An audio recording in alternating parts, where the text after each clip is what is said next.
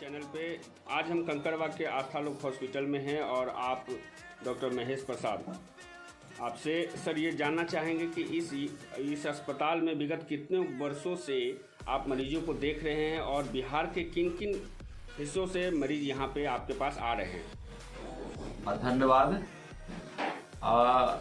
यहाँ आस्था लोक का आज के लगभग हम लोग 22 वर्षों से काम कर रहे हैं जी पटना में, और यहाँ लगभग हर किस्म के मरीज आते हैं, जिसमें खास तौर पर मेरा जो स्पेशलिटी है स्पाइन सर्जरी, आर्थ्रोप्लास्टी जिसमें कूल्हे का प्रत्यारोपण, हिप का प्रत्यारोपण, या कॉम्प्लिकेटेड जो बीमारियां होती हैं, जैसे बहुत दिनों से किसी को टीबी हो गया है, बोन टीबी, उसके कारण से चल नहीं पाता है, या लाइलाज बीमारी गठिया का भी होता है, ये सारे इलाज होते हैं। इसके साथ साथ इस अस्पताल के अंदर बहुत सारे स्पेशलिटी हैं, फैकल्टी हैं, जैसे neuro surgery, general surgery, laparoscopy, urology, cardiac, obs gynae, और खास करके इनफर्टिलिटी का ट्रीटमेंट आज जो बहुत ही कॉमन हो गया है। लोगों के बीच में एक बहुत बड़ा समस्या है कि बच्चा किसी को अगर नहीं होता है,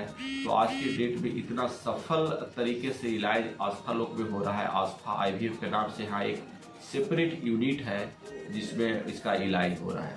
और जहाँ तक लोगों का सवाल है कि कहाँ कहाँ से आते हैं, तो हम समझते हैं कि बहुत दूर नेपाल, वेस्ट बंगाल, उधर नॉर्थ ईस्ट के लोग भी यहाँ पर काफ़ी ऑपरेशन कराते हैं।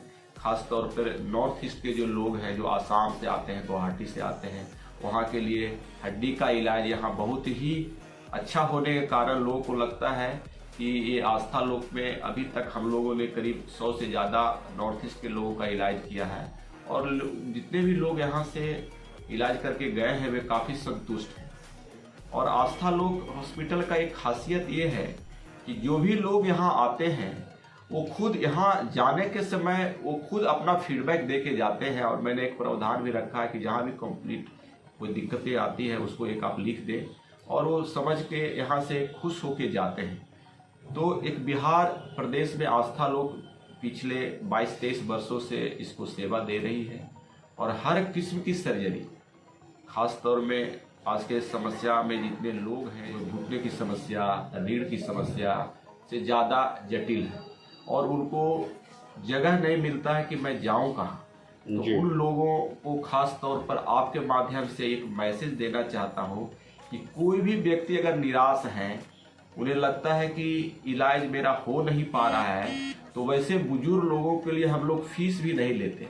हम लोग यहाँ पे आस्था लोक में पिछले 15 वर्षों से शनिवार के दिन फ्री ऑफ कॉस्ट देखता हूँ। कोई भी आ सकता है, उसमें पैसे नहीं लगते, सिर्फ रजिस्ट्रेशन चार्ज जो भी यहाँ का होगा वो लगेगा, और आके वो दिखाते हैं।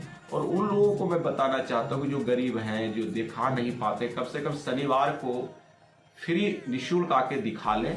क्या मैं बताता हूँ उनके लिए क्या उचित इलाज होना चाहिए, उसका परामर्श ले लें। और हम समझते हैं कि इसमें बहुत सारे लोग इसमें आ जाएंगे, जो कम से कम परामर्श मिल जाता है और इलाज भी हो जाए।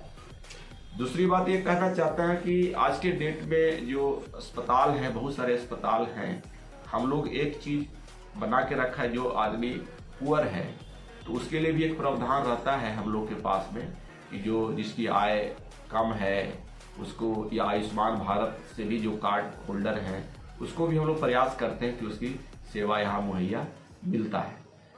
खास करके जो सुदूर गाँव के लोग हैं, उसको जानकारी भी नहीं है कि पटना में जाते हैं तो इलाज कहाँ हो, तो वैसे लोगों के लिए यहाँ विशेष व्यवस्था रखे, काउंसलर भी रहता है कि इनको कोई तकलीफ ना हो और उनको उचित तरह से सलाह मिले।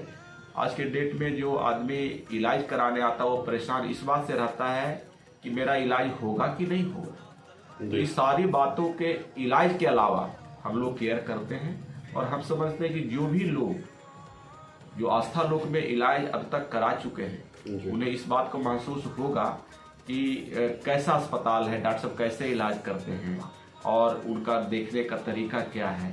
तो हमको लगता है आज के दिनों में सबसे बड़ी समस्या जो है लोगों का केयर है, और हम लोग उस पर बहुत ध्यान देते हैं। और जहाँ तक पैसे की सवाल है, आप जितने भी आज के इलाज के जो चार्जेज हैं या ऑपरेशन चार्जेज हैं, हम लोग इस बात को ध्यान हमेशा रखते हैं कि वो जो लिमिट है, जो रेट है, उसको एक ऑप्टिमाइज करते हैं हम लोग कि इससे ज़्यादा नहीं लगना चाहिए।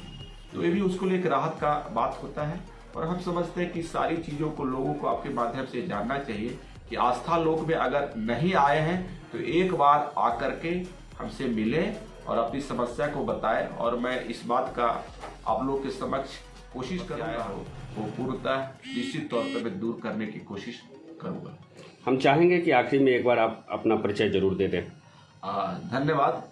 मैं doctor Mahesh Prasad, associate professor department of orthopaedics Patna medical college में कार्यरत हूँ, और ये आस्था लोक हॉस्पिटल ये मेरा अस्पताल है और इसके डायरेक्टर भी हूँ और एक सीनियर कंसल्टेंट स्पाइन सर्जन हूँ। स्पाइन की जो भी जटिल सर्जरी हो सकती है बिहार के अंदर में, ये आस्था लोक उसमें देने में सक्षम है, और विगत 22 वर्षों से हम लोगों ने स्पाइन सर्जरी कर रहे हैं और सक्सेसफुल इलाज कर रहे हैं। और आपके माध्यम से ये जानकारी देना चाहते हैं कि जिस व्यक्ति को भी स्पाइन से रिलेटेड अगर समस्या हो तो एक बार निश्चित तौर पर आस्था लोक पे आएँ और हमसे दिखाएं, और हम समझते हैं कि आपकी सारी समस्याएं दूर हो जाए। चलिए, चाहेंगे कि एक बार हमारे श्रोता को आप इस IVF के बारे में, इस आस्था लोक IVF हॉस्पिटल के बारे में कुछ जानकारी दें। धन्यवाद। मैं पहले ये बता दूं कि इस पटना के कंकड़बाग के इलाके में मैं 22 साल से अपना जो योगदान है मैं प्रैक्टिस कर रही हूँ, और यहाँ पर हमारे यहाँ और हमारे अंडर में स्त्री रोग एवं प्रसव की पूरी सुविधा एंड व्यवस्था है, और हम 20 साल से सारा उसका इलाज करते आ रहे हैं। फिर रिसेंटली हमारा 2 साल पहले यहाँ पर IVF आस्था IVF का जो है वो एक स्थापना की गई है, और जो काफ़ी उसका जो लैब है वो काफ़ी उन्नत है। ये देखते हुए कि हमारे समाज में आज इनफर्टिलिटी का इतना बड़ा लोड, इतना बर्डन है, और उसके लिए हमने जो समाज में इतना 20 साल से लोगों को जो सर्विस दी है, उन लोगों का भी बहुत बड़ा जो रिक्वेस्ट था कि नहीं, एक सेंटर में एक अच्छे IVF की व्यवस्था होनी चाहिए। इसके लिए हमें ऐसा ना हो कि कहीं और इधर उधर जाना पड़े, और क्योंकि वो लोग हमारे इलाज से काफ़ी संतुष्ट हैं, और उस हिसाब से मैंने IVF का यहाँ पर शुरुआत की है। हम ये जानना चाहेंगे मैम कि ये आज अभी के समय में ये जो IVF सेंटर बहुत सारे पटना में खुल चुके हैं, तो मैम आखिर मेन रीज़न क्या है कि ऐसा बीमारी, मतलब इस तरह का रोग स्त्रियों में ज़्यादा पाया जा रहा है? बिल्कुल, आपका जो सवाल है उसका जवाब बिल्कुल सामने पूरी तरह से दिखता है। आज के दिन में लड़कियां हो या लड़के हो, उनके लिए सबसे बड़ी जो समस्या है वो करियर का है। पढ़ना है, लिखना है, एक ऊंचा ओहदा पाना है, एक अच्छी सैलरी लेनी है, और इस होड़ में वो अपने करियर को बहुत ज़्यादा ध्यान दे रहे हैं। उसके लिए उनका जो पूरा कंसंट्रेशन होता है वो अपने जॉब को लेकर के होता है, अपनी पढ़ाई को लेकर होता है, और इस दौरान होता ये है कि उसका उम्र जो होता है वो शादी का, वो कहीं पीछे छूट जाता है। हमारे समय अमतः शादी की उम्र होती थी लड़कियों की। आज देखा जाए तो लड़कियों की मैक्सिमम लड़कियों की शादियाँ 30 से ऊपर होती है। ऐसी स्थिति में ये देखा जाता है कि उस उम्र में आने के बाद हमारे शारीरिक जो बनावट है उसमें काफ़ी चेंजेज आ जाता है। एक जो बहुत कॉमन, जो हमारा हर तीसरा मरीज है वो PCOD का होता है, जिसको बोलते हैं पॉलीसिस्टिक ओवरी डिजीज। इसमें होता क्या है कि हमारा जो ओवरी है, जो हमारे शरीर का संतुलन बनाए रखता है, और खास करके उसमें जो है वो अंडा बनाने की जो प्रक्रिया होती है वही होती है। इनका जो फंक्शन है ना वो कुछ कम हो जाता है, और जब वो प्लान करती है, जब उनकी शादी होती है, आजकल 30 से ऊपर शादी हो रहे हैं, तो शादी के बाद जब वो प्लानिंग करती है तो निश्चित रूप से कहीं ना कहीं वो जो है फर्टिलिटी की जो रिक्वायरमेंट है वो उससे सफ़र कर रही हैं।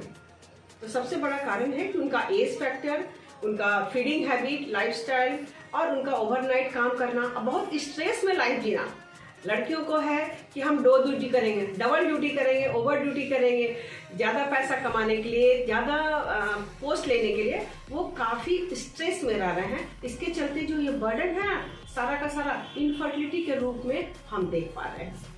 चलिए मैडम, इतनी बड़ी जानकारी देने के लिए बहुत बहुत धन्यवाद। हमारे चैनल के साथ रहने के लिए आप बहुत बहुत शुक्रिया। मैं डॉक्टर नीलू प्रसाद, डायरेक्टर आस्था लोक हॉस्पिटल एंड आस्था आईवीएफ। हमारी सारी MBBS की जो पढ़ाई हुई वो पटना मेडिकल कॉलेज से हुई और जो पोस्ट ग्रेजुएट की पढ़ाई हुई मैंने PMC से किया। हमारा जो बचपन है ये सारा मेरा भागलपुर में गुजरा।